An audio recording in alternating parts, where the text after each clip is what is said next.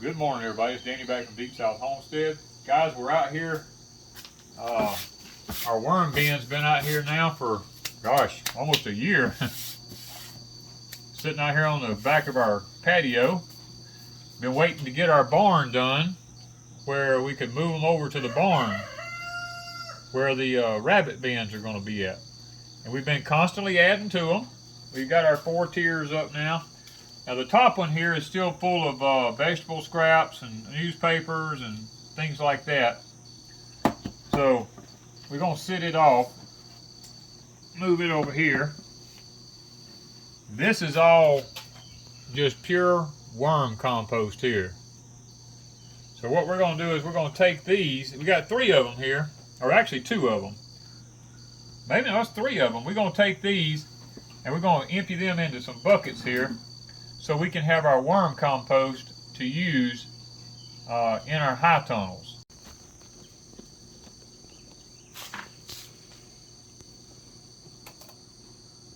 Some black dirt, ain't it? That's some black gold right there.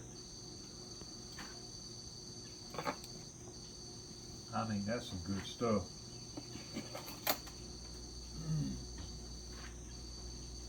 The worms have done used up everything out of it. I mean, there is nothing here. Peat moss is what we were adding. And food scraps, and they have literally turned it into good stuff. I mean, that's just pure gold.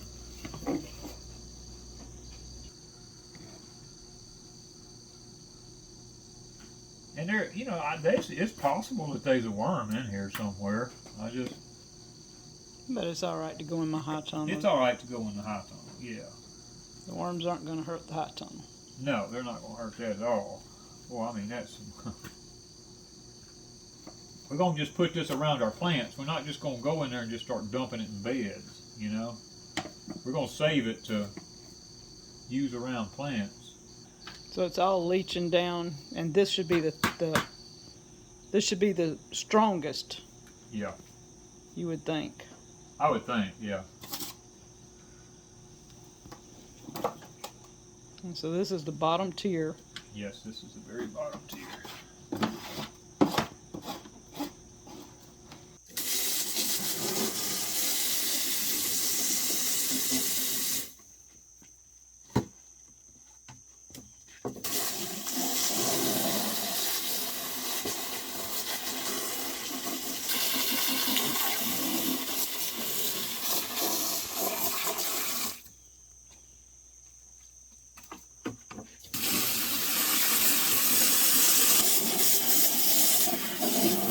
Washing the worm bin trays out, cleaning everything back up under our peach tree here. That way the worm casting that's left in the trays, it makes a tea, and we wash it all out in the ground underneath our peach trees here. It helps to fertilize the peach tree. And this peach tree was doing really good this year. We actually tried something this year. We took some, Miss Wanda had a whole pile of them little, I call them knee-high step-ins that women wear. They're like pantyhose.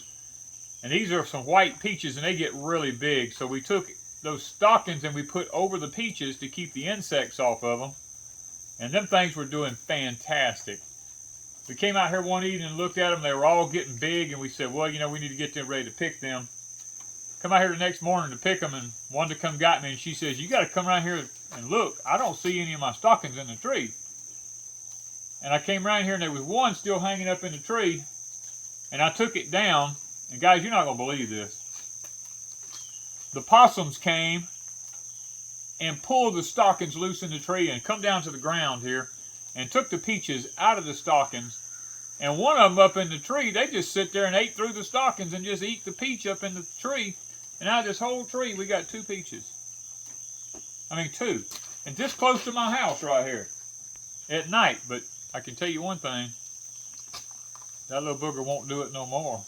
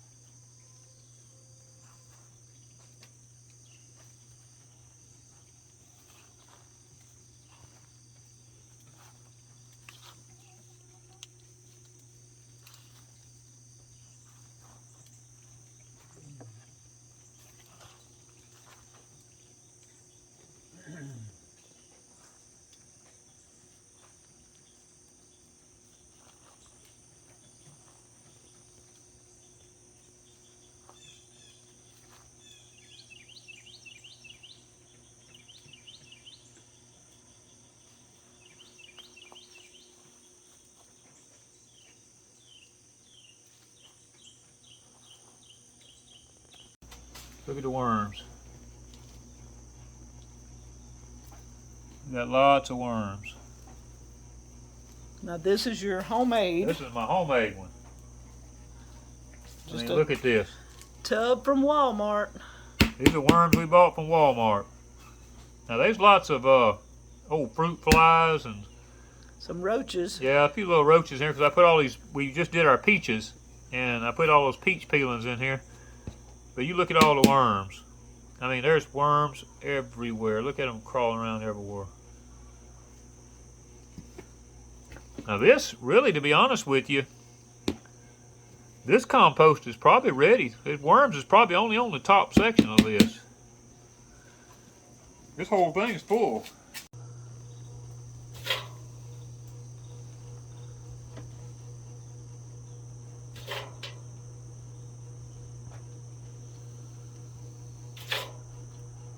Well, guys, this is a homemade system I made here.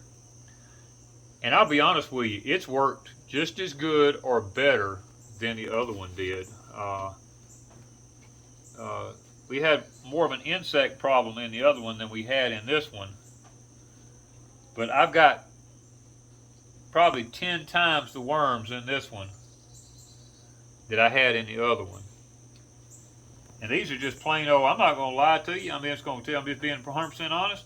I went to Walmart and I bought large red wiggler fishing worms, and I brought probably 8 to 10 boxes of them home, and I just dumped them all in here last year, and I hadn't done anything other than I filled this thing full of peat moss, and I wet it, and I put some newspapers down in here, and every so often, not real often, but maybe once every 2 weeks, maybe once every 3 weeks, we would come out and just dump a few vegetable scraps in it.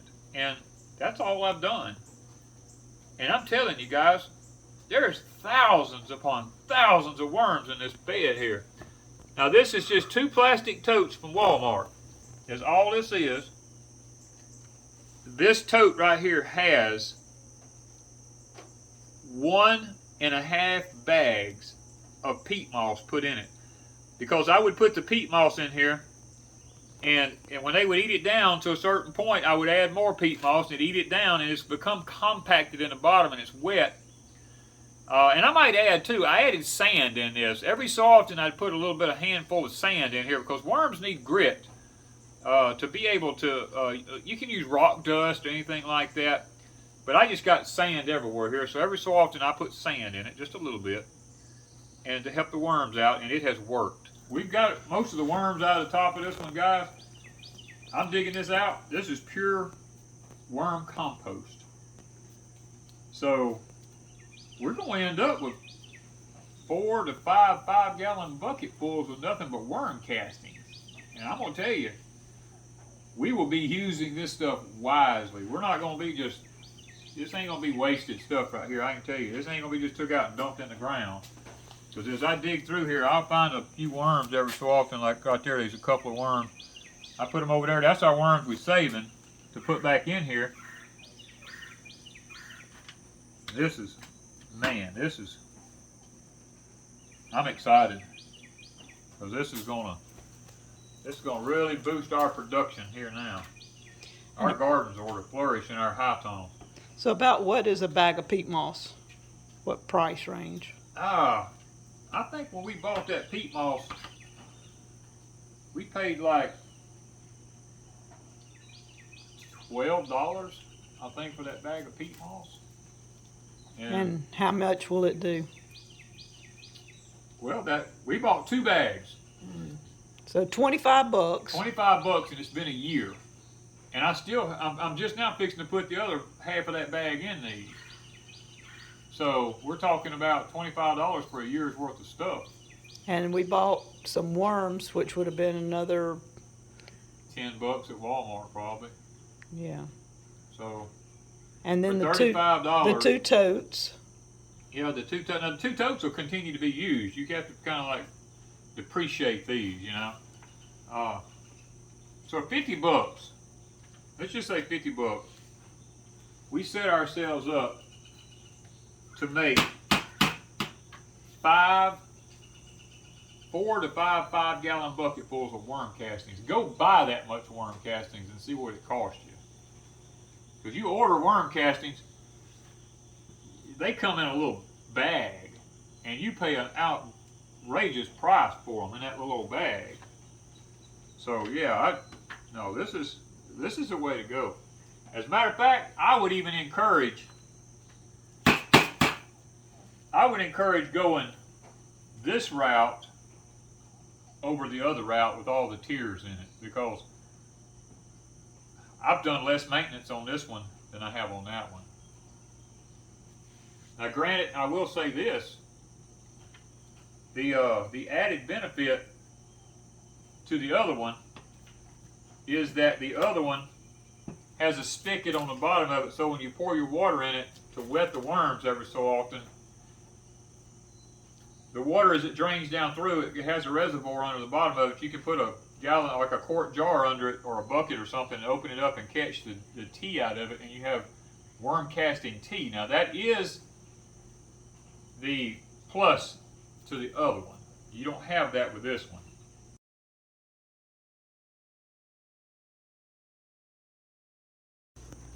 Alright guys, we took this inside tray that I had here out of this one.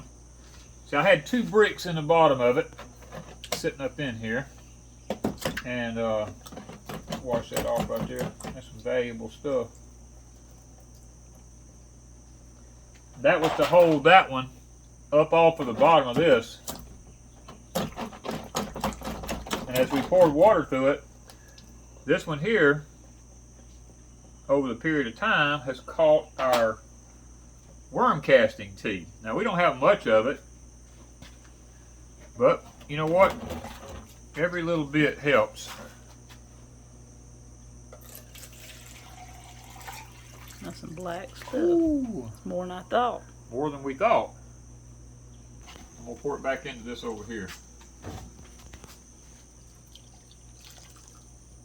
Not waste it. Gotta give it some oomph.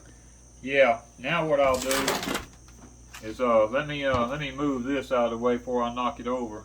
Cause that right there, Going to my cucumbers. that's gonna go to your cukes. Now this is, let me get where I can. This is the other one. I took this plastic tote and I took my drill, took a 1/8 inch drill bit, and I drilled probably 100 holes in the bottom of this thing.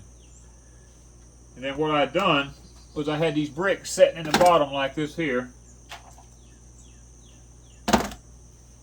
And I went around the top edge here and took a 1/4 inch drill bit, or a 5/16, and drilled holes all around the top here. And I just set this thing down in here. And then I put my dirt in it. And I well, actually I put peat moss in it. It wasn't dirt. I put peat moss in it. And I bought those Walmart worms like I talked about and dumped them all in here. And guys, about once every 3 or 4 months, I would add more peat moss because they'd eat it down, and I'd put another layer of my newspaper down. That's basically all there is to it. I mean, it's nothing fancy. As a matter of fact, we're gonna go ahead and set this one up, I think, and kind of show you how we do it. And I believe you'll get I think you'll get a pretty good idea about what we're talking about. Guys, this is what we use here. This is our Mississippi Market Bulletin. We take our old ones. I save them every month. We get them, like 2 of them a month. I'm gonna take this one. I'm just gonna fold it back up like it was. I'm gonna lay it in the bottom here. Now I'm gonna cover up the middle set of holes here. Now the outside set of holes are still where they'll drain, but the worms will eat this newspaper up when I put them in here. So what we're gonna do, we're gonna go ahead and we're going to dump this first batch of worms over in here.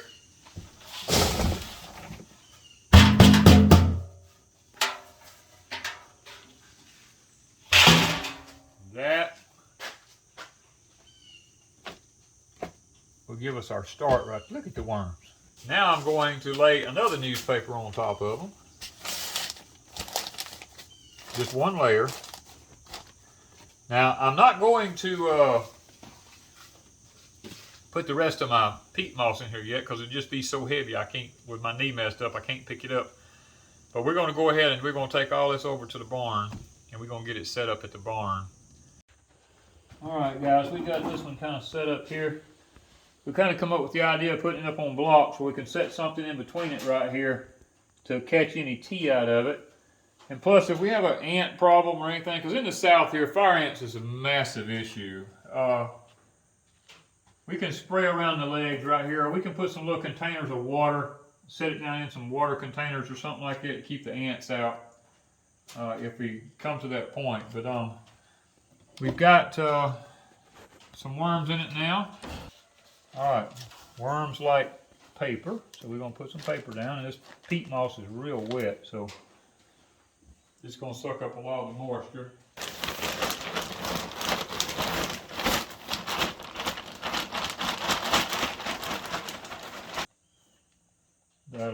We'll come back in a little while and pour a little water in it.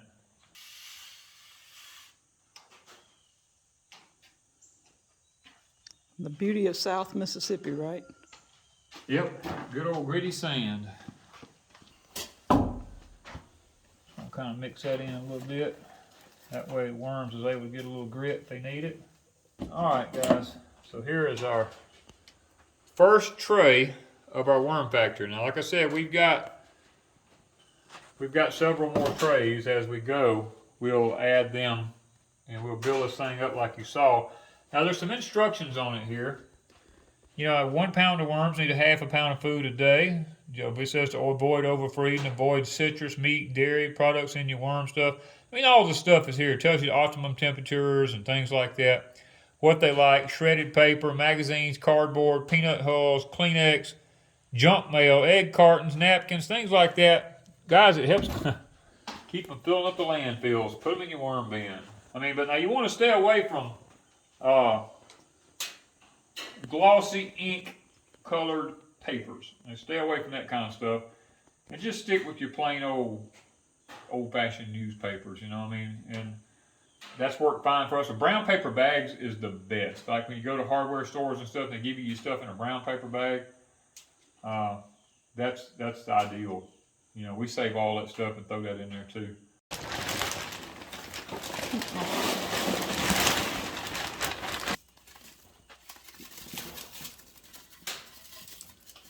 That'll probably be all the sand that we'll ever put in here, because we just won't have to have it until we get ready to use everything that's in this. Put the lid back on it. There we go. That's all there is to it, guys. Well, guys, I'm a nasty mess now. After fooling with that, I'm soaking wet.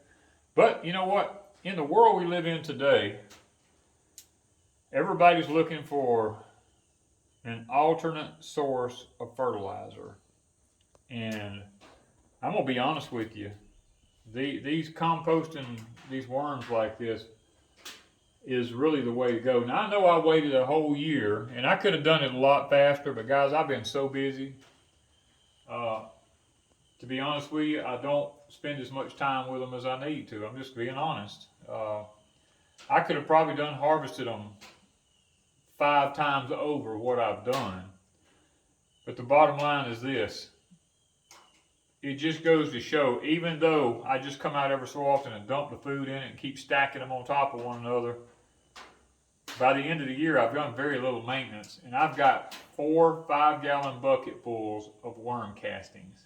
I noticed a while ago when I was reading this off to y'all, it says from 40 degrees to 80 degrees is the optimum temperature for worms. These worms has set out in 20-degree temperature all winter and 110-degree heat index and all that kind of stuff, and they're just resilient. I mean, now they probably would have been a lot more worms in there than what was in there if I'd have had them in this barn right here where I've got them closed in at here. Now they're going to be in a shade. There is a fan up above them up here. It's a thermostatically controlled solar fan. When the sun hits that solar panel outside, that fan kicks on. This is an attic fan that came from Remington Solar Greenhouses. And it works fantastic in the barn here to keeping it cool. So that's probably going to help with the temperature. The fact that these are not sitting out in the elements anymore. They're closed up in the barn here. And we're just looking forward to being able to do a better job, hopefully, now that we have the barn built, of harvesting our worm castings. Because with everything going like it's going, our high tunnels is going to be our life before long. Wanda and I are coming to the age we're quickly realizing that. You know, with my bum knee, I've got messed up now. I'm having a lot of heart issues and things like that. It's probably not going to be feasible for us to do outside fields, you know, for many more years. So the high tunnels is going to be our future.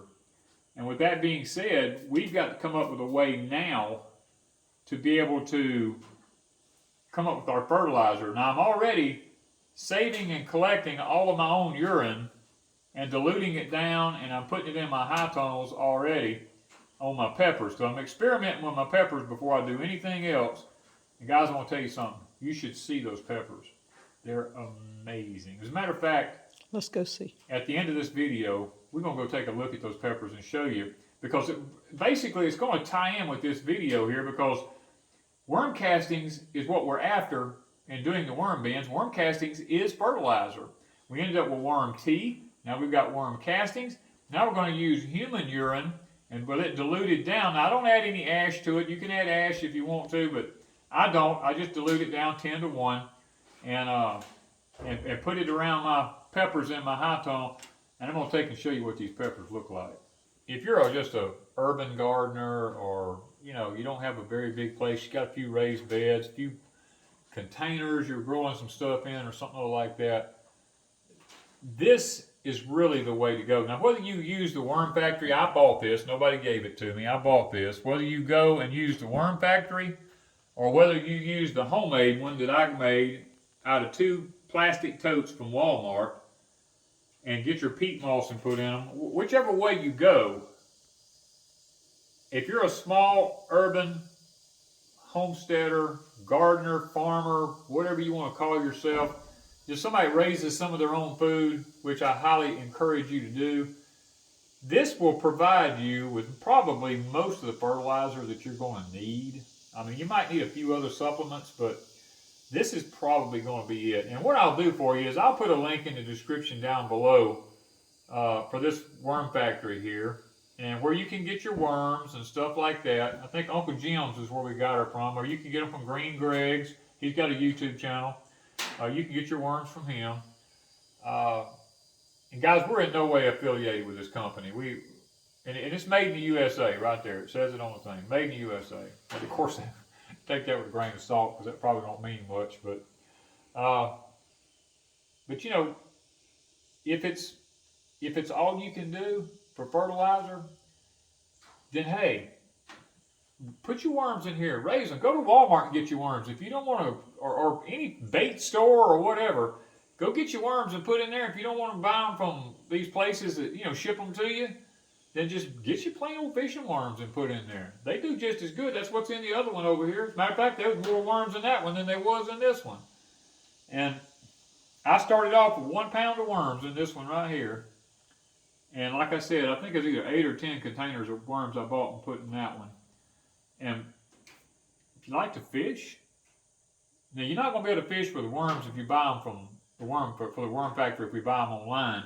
But if you go to the bait stores and get those big red wigglers like we put in those, you can use those for fishing, or hey, maybe throw a few to your chickens every now and then, whatever you want to do if you feel like you've got enough of them. There's so many options with this. With that being said, guys, let's pack up everything and let's head over there and look at those peppers.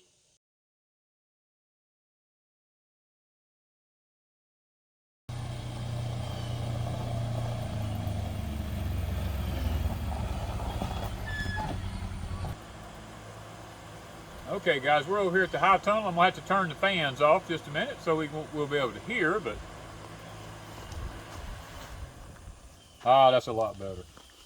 As we walk into the door here, guys, I want you to look at, now I'm 6, now this is up on a pot, but the pot's only, you know, a foot and a half off the ground. But look at this. I can reach 8 foot. That plant is way up there. And look at it. This is a, fooled you.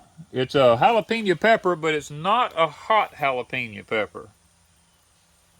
I picked these up one day when I was in town, and just to see if they got hot, Wanda and I let them go to get red like this right here.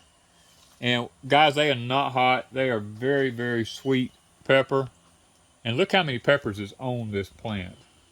And I have done absolutely nothing to this plant except I pour 1 cup of urine around it a day. And look at it. I mean, you just look at, there's probably 50 peppers on that thing. And blooms. Oh, it blooms everywhere. Little peppers. I mean, look how many. Guys, these are the big, better bells. Now, these things were not growing at all. They were just little bitty tiny plants. I bought them in the store. Been here like 2 months. They've been here since them. Yeah, same time. Same time. And they just aren't doing as good. They look like they're getting a little diseased up in the top here and all. The leaves are curling on them a little bit. And they've never produced. They've never produced, but now they are starting to get ready to bloom here. Since I started putting the urine to them, I put 1 cup under these 3 plants also. I got to stake them because they're getting where they want to fall over.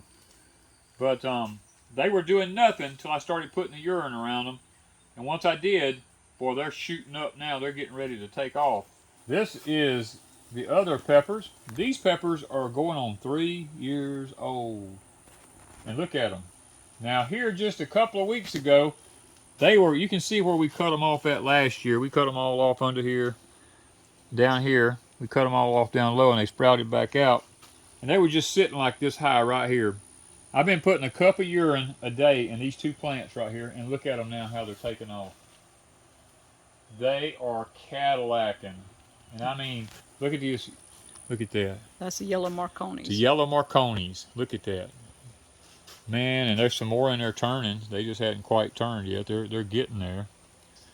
Look at all the peppers on this thing. They are everywhere. Little peppers. Blooming, and they're still going. I mean, they're up here. If I straightened it up and tied it, which I probably need to do, I mean, I can reach 8 foot, so they're over 7 feet tall. There. But guys, these things are amazing. 2.5-year-old plants, they're doing real well. 2.5-year-old plants, still Cadillacing, still going. Now, we probably won't save them past this year. I'll just be honest with you. We probably will do away with them after this year and start all over. Matter of fact, I might plant some this fall just to try to overwinter with and have a new batch next spring. Because, give you an idea, those peppers we showed you up there that was the bell peppers, they hadn't produced yet at all. And these, we've been picking off of these for, what, 2 months now? Close to 2 months. We got one more over here I'll show you. Guys, this here is 2 more Marconi plants. It's over 2 years old. I had a problem. I come in here one day. These things were up here tall, big old beautiful plants. And I came in here that afternoon. Tomato worm had eat them all the way down. And that tomato worm was, he was as big as that pepper plant there. He was so big and so huge. I was like, you devil, you. So I got rid of him. And it's had to come back out and regrow. And look at it. I mean, it's just. He did you a favor. He did me a favor because it's really coming out a lot thicker than it was. I mean, I'm sitting here looking at it. You can see where he eats the tops off of everything, but it's starting to re-sprout out all the limbs he eat off of it and all.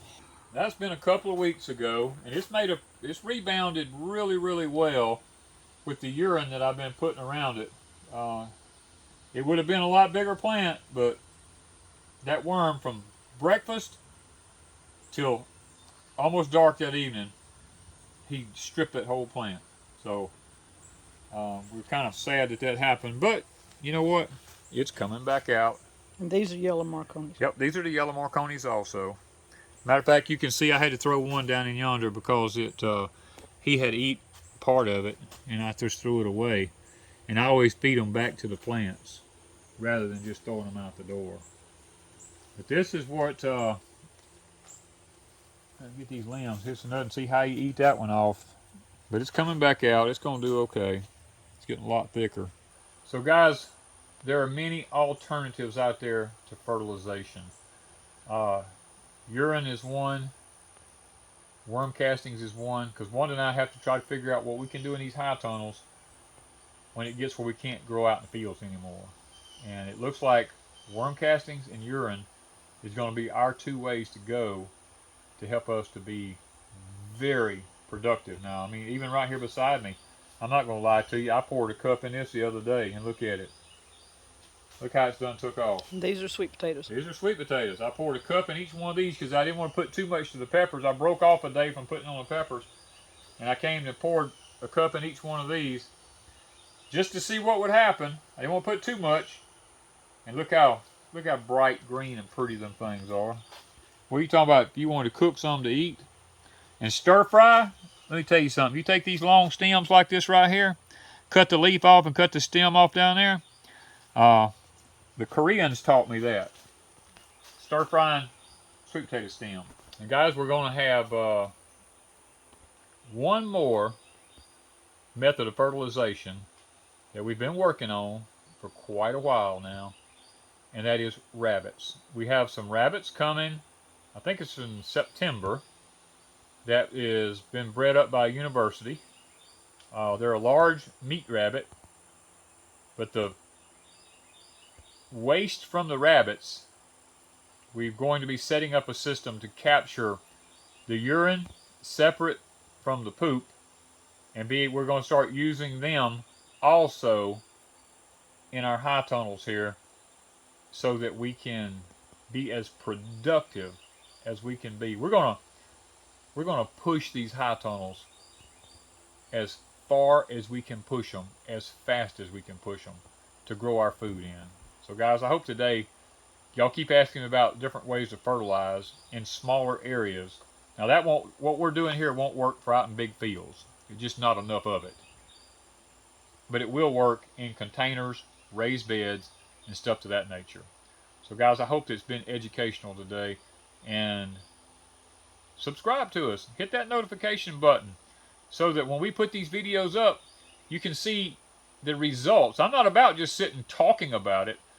I'm showing you the results of it. I mean, look at the Malabar. I mean, you can't beat a high tunnel. We got all this from Grower Solutions, the greenhouses. We bought 3 of them from them. And if you're interested in now this is a high tunnel, it's not a greenhouse.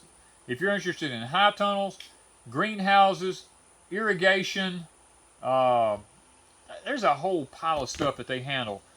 The ground cover, the fans that we have up here in the tops, the oscillating fans, all this kind of stuff they have on their site.